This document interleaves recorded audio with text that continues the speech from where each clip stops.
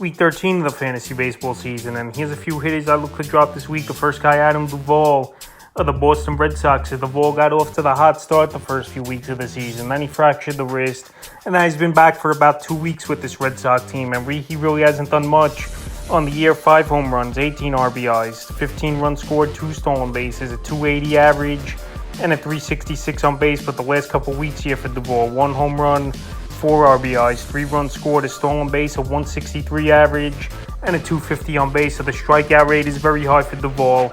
In the last 2 weeks, he struck out 17 times in 43 at-bats. And if he's not hitting for power, he's pretty much not bringing anything for fantasy owners. And that's exactly been the case for him now since he's returned pretty much as Duvall. June 20th, the Twins 1 for 5, a homer.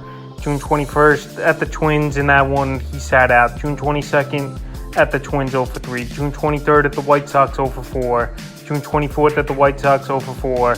And June 25th at the White Sox 2 for 4 with an RBI. So the only good game was that 2 for 4 with an RBI for Duvall, really. But like I said, if he's not hitting for power and driving in runs, he's not really going to bring much to fantasy owners. He's never known as an average hitter. And he strikes out a lot where the ball's not in play as much for him to at least have chances to get some hits besides a home run. So right now, while he's struggling mightily, is Adam Duvall. He's a hitter I would drop this week. The next hit is Jarred Kelenic of the Seattle Mariners. So Jarred Kelenic, this season he got off to a nice start finally.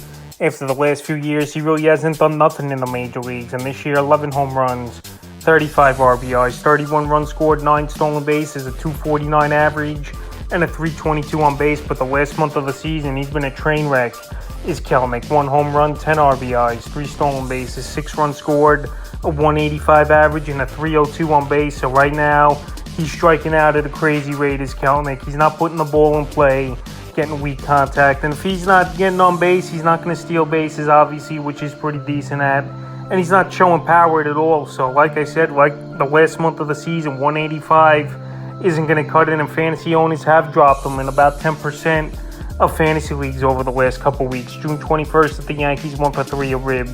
June 22nd at the Yankees, 0 for 5. June 23rd at Baltimore, 1 for 5, a run and a rib. June 24th at Baltimore, 0 for 3. And June 25th at the O's, 0 for 2 in that one. So Kelenic, he was leading off in this lineup. Then they batted him 5th, and now they've been moving him down to 7th or 8th. So right now, he's not really doing anything.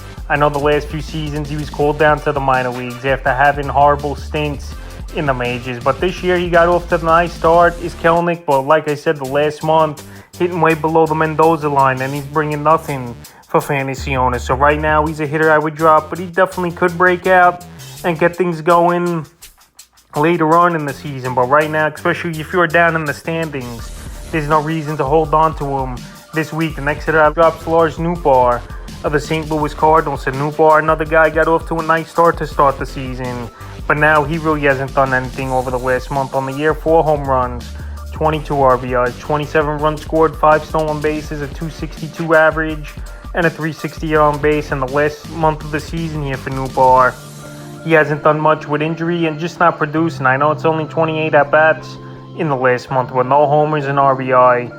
2 runs scored, a 143 average, and a 194 on base. And Nootbaar last season wasn't even that great of a year. He only hit 228 with 14 homers and 40 RBIs. But right now, fantasy owners still holding on, hoping he'll turn things around. But it's not like he was an early draft pick in fantasy leagues where you could wait him out like a Michael Harris who's turned things around, or even a hitter like a Jose Abreu who's turning it around a little bit. So right now, no reason to hold on to Nootbaar. I know he's still a young player with good upside, but right now he's droppable. June 19th at the Nats, 0 for 4 run. June 20th at the Nats, 0 for 2. June 21st at the Nats, 2 for 4.